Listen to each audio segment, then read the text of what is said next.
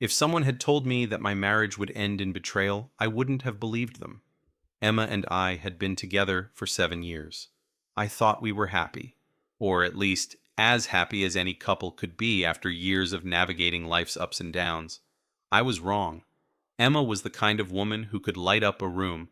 She was charismatic, outgoing, and had this energy about her that people couldn't help but gravitate toward. I loved her for it, or maybe I loved the idea of her. Me? I've always been the quieter one, more focused on stability and providing for the life we built together. I worked hard as a software engineer so we could have a good life, and I thought that was enough. But lately, things had felt off. Emma was distant, and it wasn't just in the way she talked, or didn't talk, to me. She seemed distracted, always glued to her phone, laughing at things I wasn't part of. When I asked her about it, she'd get defensive, accusing me of being controlling or paranoid. I wanted to believe her. God, I wanted to trust her. But there was this sinking feeling I couldn't shake, this gut instinct that something was happening right in front of me. It all came to a head one Tuesday night. Emma was getting ready to go out, again. She spent over an hour in front of the mirror, more effort than I'd seen her put into anything for months. She wore the dress I loved, the one I hadn't seen her wear since our anniversary. And the perfume, our honeymoon perfume.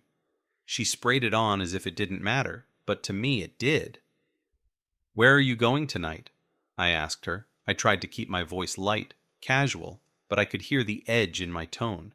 She turned to me, flashing a smile that felt too rehearsed. "Out with the girls," she said. "Don't wait up." I wanted to believe her. I really did.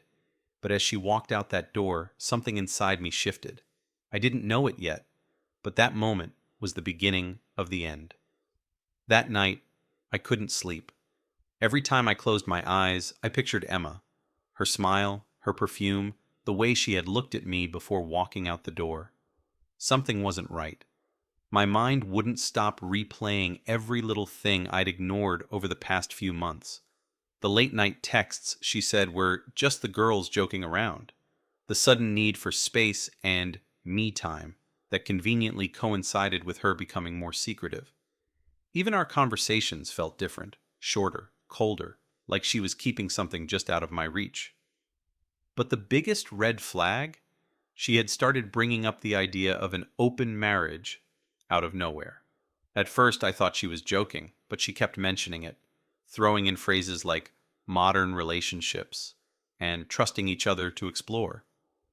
I didn't know how to respond to that. I told her no, flat out. I was committed to her, not to whatever arrangement she seemed to be angling for. Looking back, I should have known what was coming. That Tuesday night, my suspicions finally got the better of me.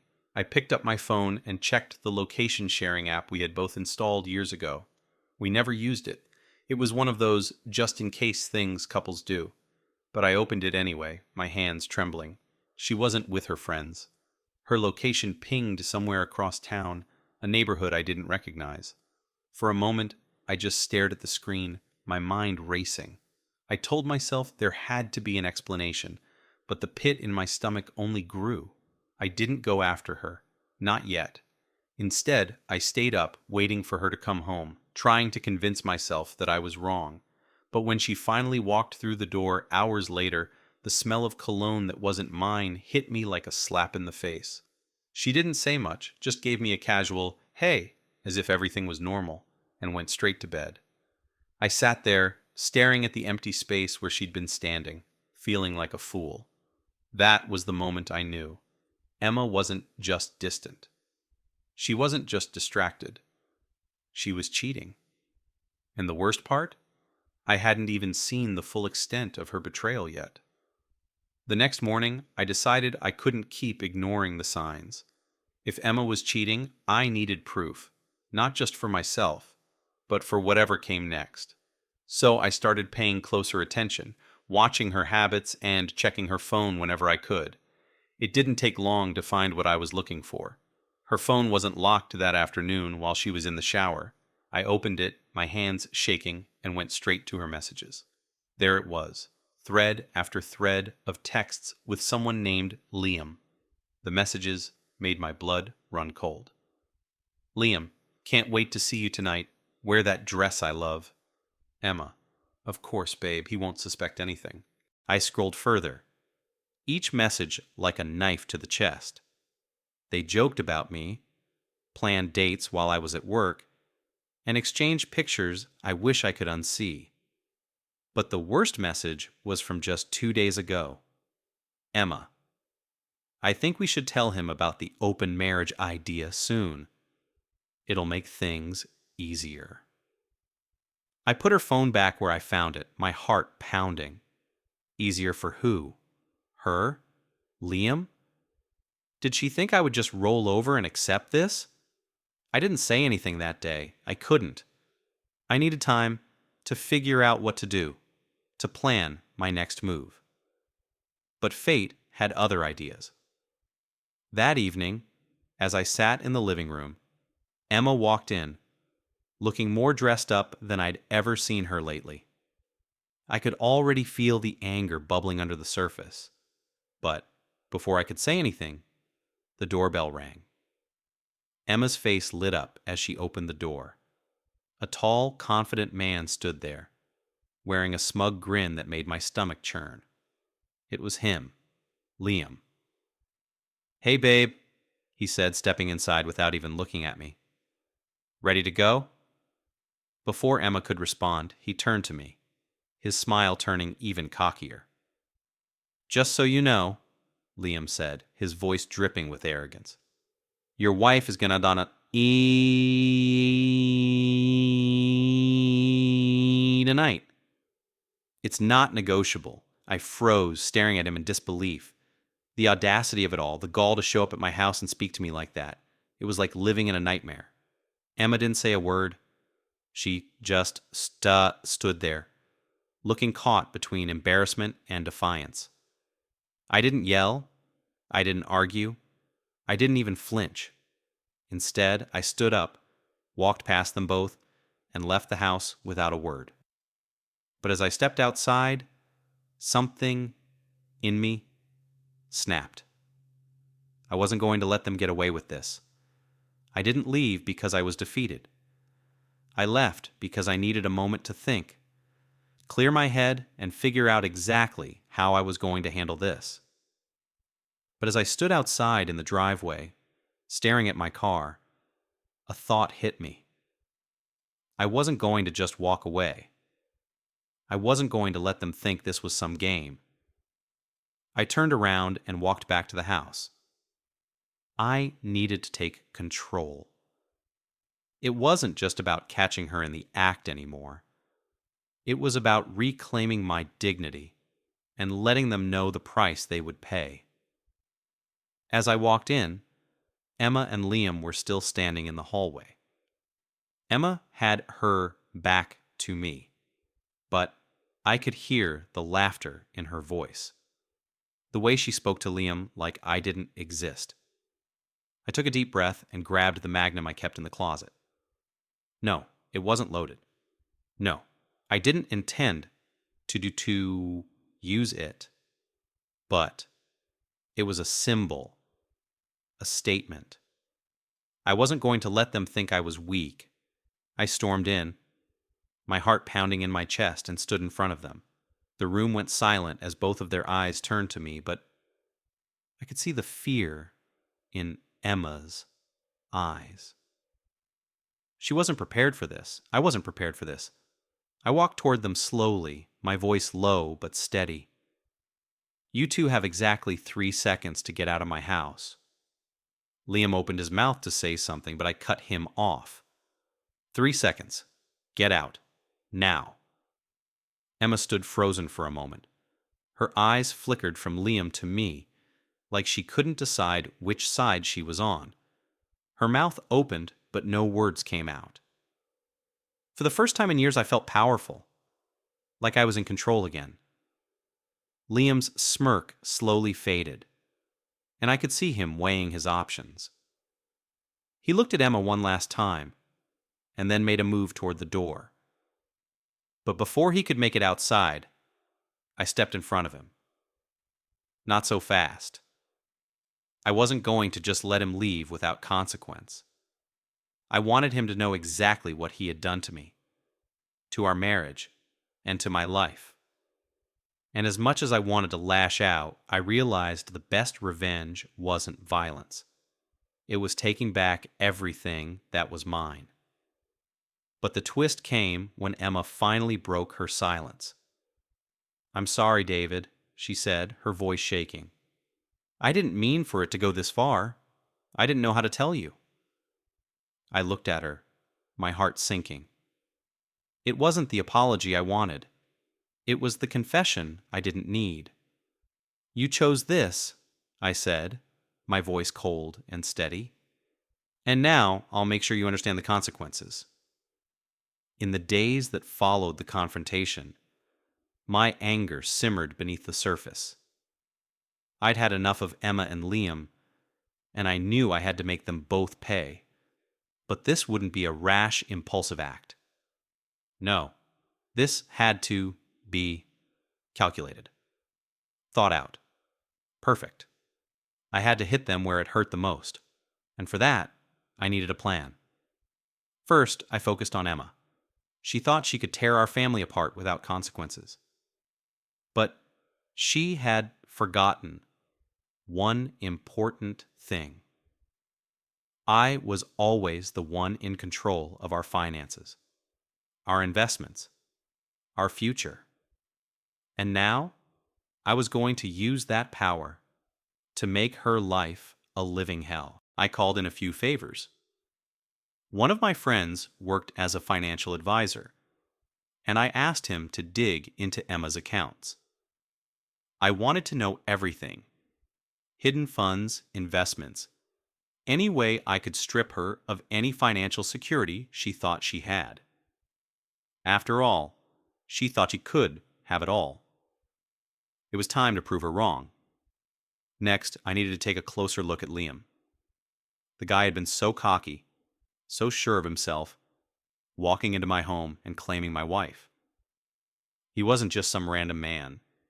He was my former colleague.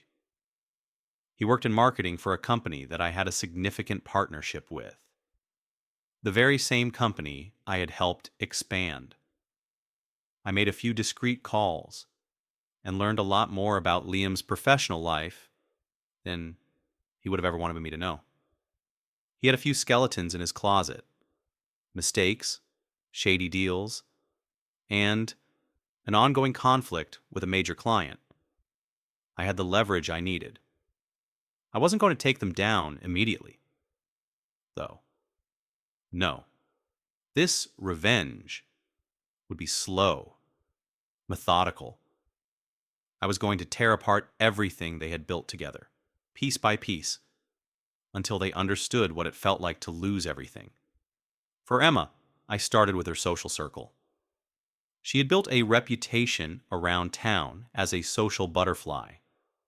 But now, I was going to make sure that reputation was destroyed. I sent out a carefully crafted email to a few of her closest friends, telling them exactly what she had done to me, to us. I made sure they knew all about her affair, the betrayal, the lies. It was all going to be out in the open. Then I moved on to her job. She worked as a PR manager for a high-profile firm, and I knew exactly who to talk to there. A little chat with the right person, some well-placed rumors about her unprofessional conduct, and suddenly, Emma was looking at the very real possibility of losing her job. As for Liam, I wasn't done with him yet. I knew he thought he had won, but he hadn't. He would soon find himself in a legal mess he couldn't get out of. I made sure the company's top client knew about his shady dealings, and I made sure to leak it to the press. His reputation was going to crumble before his eyes. And the final move? The divorce. I made sure my lawyer was on top of everything. I was going to walk away from the marriage with everything: the house, the assets, and the financial security that Emma thought she could control. I knew she wouldn't expect it. She thought she could manipulate me, play me for a fool, but in the end, she was the one who was going to lose it all. The days that followed were a whirlwind of strategic moves. My revenge was unfolding exactly how I had planned, each step more satisfying than the last. But the real payoff was still to come: the divorce. I needed everything in place before I made my move. And I was meticulous. Emma had no idea what was about to hit her. First, I made sure her social circle was in complete disarray. The email I sent out to her friends, revealing the affair, had a devastating impact. Calls, texts, and messages flooded in, all of them questioning her, talking behind her back, and turning against her. She lost her reputation faster than I could have imagined. Her closest friends, those who had always been by her side, started distancing themselves from her. Some were shocked, some were angry, but they all started to see her for who she really was. I watched from the sidelines, a quiet satisfaction bubbling inside me. But I wasn't done yet. I made sure the PR firm she worked for felt the heat too. A few well-placed rumors, carefully crafted by me, had her co-workers whispering about her. And when her boss called her into the office to discuss her recent behavior, I knew things were spiraling. Emma, always so confident and in control, was starting to crack under the pressure. At the same time, I turned my focus to Liam. He hadn't seen the trap I was setting for him. His dealings with a major client were murky at best, and I knew just the right person to expose him. I sent an anonymous tip to the company's senior management, making sure they knew about the conflict he'd caused. Soon enough, his name was tarnished, and the company's executives began questioning his every move. The weight of everything started to crush them both, but I was still playing the long game. It was time to set my final pieces in motion: the divorce. I walked into my lawyer's office with a determined step, feeling the power shift in my favor. The papers were ready. My exit strategy was clear. My lawyer smiled as she handed me the final draft. "You're in a strong position, David," she said. "We'll make sure you get everything." I didn't need to hear any more. I signed the papers without hesitation. The hardest part came when I had to tell Emma. I could have done it quietly, through lawyers or texts, but I wanted her to feel the full impact of what she'd done. I chose a calm evening, just after she'd gotten home from work. She had no idea what was coming. As she walked in, I stood up from the couch and faced her. "Emma," I said, my voice steady, "I've had enough. I know everything." Her face paled, her eyes darting to mine as she slowly processed the words. She opened her mouth to speak, but I didn't give her the chance. "I'm filing for divorce," I continued. "You've broken everything we had. You destroyed this family with your lies and your affair. And now, I'm taking everything you thought you could control." I watched her face as it shifted through confusion, anger, and finally, fear. She knew I wasn't bluffing. She knew there was no way back. She tried to plead, tried to apologize. But I didn't care anymore. All the anger I had been holding in, all the frustration and betrayal, was finally coming out. I was done. "I've already signed the papers," I said, showing her the stack of documents. "It's over." Emma's world crumbled in front of her. Her face went red with humiliation, and she staggered backward as if the floor beneath her had just disappeared. But I didn't feel the satisfaction I expected. Instead, I felt a strange sense of relief, like I had been carrying a weight on my shoulders for years, and now it was finally gone. The divorce was finalized faster than I expected, and once the papers were signed, everything felt like it fell into place. Emma was left to pick up the shattered pieces of her life. The humiliation, the loss of her job, the alienation from her friends, it all came crashing down. She had thought she could manipulate me, play me for a fool, but now she saw the true cost of her actions. As for Liam, his career was in tatters. He lost his job, his reputation, and most of the clients he had been working with. He tried to reach out to me, begging for a second chance, but there was no way I was going to forgive him. He had taken my wife, and now he was paying the price. I didn't look back. I couldn't. The hardest part was over. But I wasn't just moving on from Emma and Liam. I was moving on from the life I had known. For years, I had been trapped in a relationship filled with lies, deceit, and betrayal. Now I was free to live on my terms. I took a long, hard look at my life and realized something profound. I had spent so much time focusing on Emma and Liam, trying to make them pay for what they had done to me. But in the end, it was my own happiness that mattered most. I decided to focus on rebuilding myself, both emotionally and financially. The business that I had put on hold during my marriage was now thriving. I threw myself into work, developing new projects and meeting new people. I had my own life back, and I was determined not to let anyone take that away from me again. And then one day, I met her. Her name was Sarah, and she was everything Emma had never been. Honest, caring, beautiful, inside and out. Sarah didn't come with baggage or lies. She didn't have a history of betrayal, and she didn't need me for anything. We connected instantly, and for the first time in a long while, I felt something real. As the months went by, Sarah and I grew closer. She was everything I had been searching for, someone who treated me with respect and love. She didn't play games, and she didn't have a hidden agenda. Our relationship was built on mutual trust, and for once, I felt like I could breathe again. I knew I had a long road ahead of me healing from the wounds Emma and Liam had inflicted. But I also knew that I was stronger now.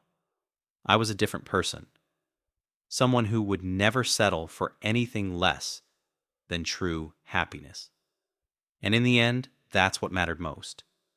I had taken control of my life, my future, and I wasn't going to let anyone take that away from me again.